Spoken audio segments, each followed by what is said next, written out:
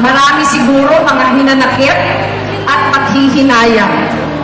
Ramdam ko naman ang mga agam-agam. Kinikilala na ng lahat ng ito bilang bahagi ng pag-ibig na masidhit at nag-uumapaw. Alam ko na para sa marami, hindi pa nawawala ang kirot ng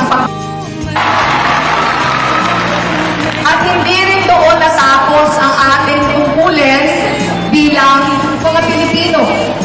Hindi tayo pwedeng tumigil. Ngayon, nahaharap tayo sa bagong yugto, ang midterm elections, kung saan kasi na mga kasama. Unang-una, number 5 sa balota, Senator Bam Aquino. Kampiyon ng libreng edukasyon at siguradong trabaho. Higit pa sa husay, si Senator Bam, pag pinakusan na yung matagal magsalita, nawawala na ako ng boses. Kulang sa practice. Higit pa sa husay, si Senator Bam ay masasandalan sa pinakamalalaking laban. Alam na alam ko ito dahil siya yung aking naging campaign manager nung ako ay lumaban for the Vice Presidency sa 2016 at siya ulit ang aking piniling campaign manager nung ako napalaban noong 2022. At bagamat marami ang mga hamon na ating hinarap, kampante ako dahil siniguro niya na maayos ang lahat. Ganyan ang senador na kailangan ng taong bayan. Mahusay at maaasahan. At syempre, kilala niyo ito. Ang aking partner sa ating makasaysayang People's Campaign. Number 51 sa balota, Senator Kiko Pangilinan. Ang masisiguro na hello pagkain sa mas mababang presyo. Tapat sa tungkulin at batak na sa serbisyo. Nung napasabak ako noong 2022, naalala ko ba yun? Last minute ako nagdesisyon. Pero si Senator Kiko ang unang-unang pumasok sa isip ko na maging kasangga sa laban. Handang-handa na siyang tumakbo noon bilang senador. Kumpleto na yung kanyang mga parts for senator. Pero isinantabi niya ang sariling ambisyon para samahan ako sa pakikipaglaban para sa bayan.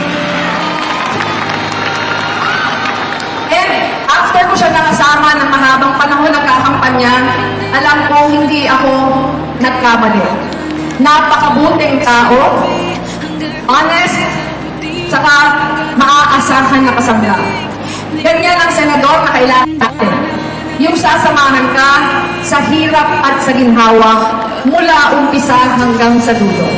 Kung kumandidato siya noon bilang senador, sigurado na sana.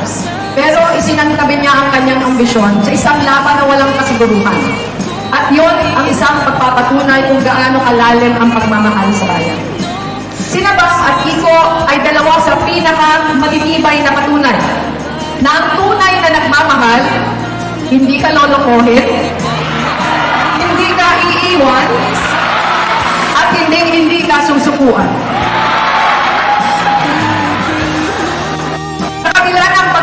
At mga kabiguan, muli silang sumusubok, iniaalay ang sarili para sa kapakanan ng ating bayan.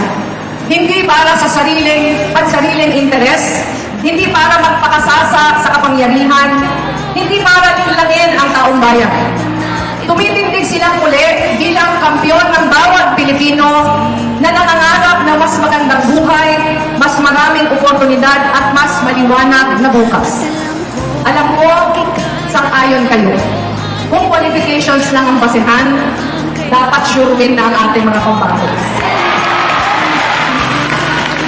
Pero alam natin na hindi madali ang kinakaharap nating laban ngayon. Pumapangga sila sa malalaking pangalan, sa mas malalaking makinarya.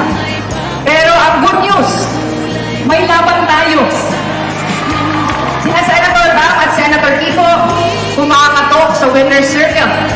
Nandiyan na, malapit na. At sa tulong nating lahat, naniniwala ako na makikilala pa sila ng mas marami pa yung kailangan gawin. Marami tayong pagkakataon pagtawag sa inyong mga kapamilya, sa pakikipag-usap sa mga kaibigan at kapitbahay, ipaalala sa kanila kung bakit mahalaga ang pagpili ng mga tamang tao para sa Senado, para sa mas malaki pang hamon. Tumitindig ako sa harap ninyo ngayong gabi, hindi bilang kandidato, kundi bilang kapwa nyo Pilipino. Buong pagpapakumbaba at pakikipag-usap, muli natin gisingin ang lakas ng nagkakaisang taong bayan. Muli natin ipaglaban